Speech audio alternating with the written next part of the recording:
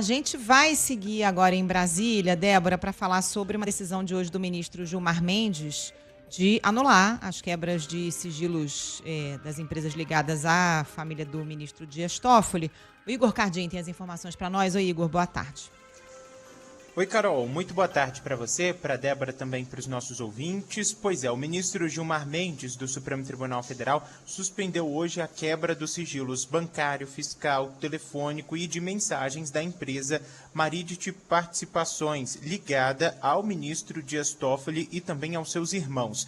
A medida havia sido aprovada na quarta-feira pela CPI do Crime Organizado do Senado, que também autorizou a quebra de sigilos do Banco Master e da REAG, e além de outras empresas, pelo período de 2022 até fevereiro de 2026. Na decisão, o ministro Gilmar Mendes disse que a CPI cometeu desvio de finalidade e abuso de poder. Segundo ele, a produção de provas, como quebras de sigilo e elaboração de relatórios, só é permitida quando há ligação direta com o objeto que justificou a criação da comissão, que são as facções criminosas, a investigação sobre o crime organizado.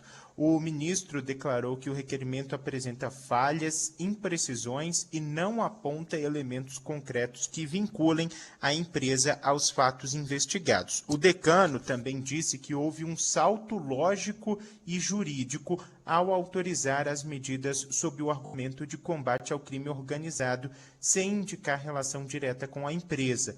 Para ele, essa justificativa foi considerada inválida por falta de fundamentação adequada. Essa decisão do ministro Gilmar Mendes é vista como uma maneira de blindar ali a gestão, a atuação do ministro Dias Toffoli dentro do Supremo Tribunal Federal, então usando esse argumento de que a CPI está cometendo um desvio de finalidade ao quebrar o sigilo da empresa de Toffoli. No início desse mês, Toffoli confirmou que era sócio da Maridit, que vendeu a participação no resort Itaiaia, no Paraná, a um fundo ligado ao banqueiro Daniel Vorcaro.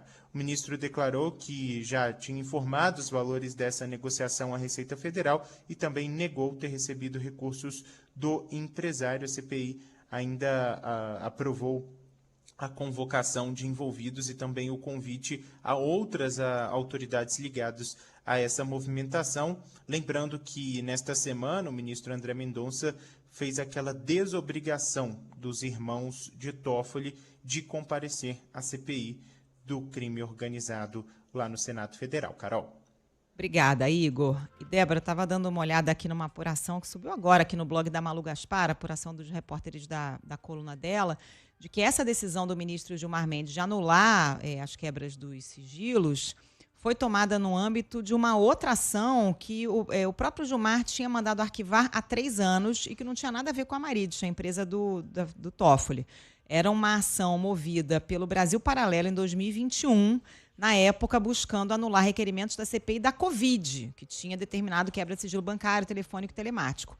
E aí, na prática, segundo essa apuração aqui da coluna da Malu Gaspar, o que a Maridit fez nessa semana foi apresentar uma petição dentro dessa ação da Brasil Paralelo, e aí o ministro Gilmar Mendes suspendeu a quebra de sigilo, considerando que os dois casos têm semelhanças e são relacionados.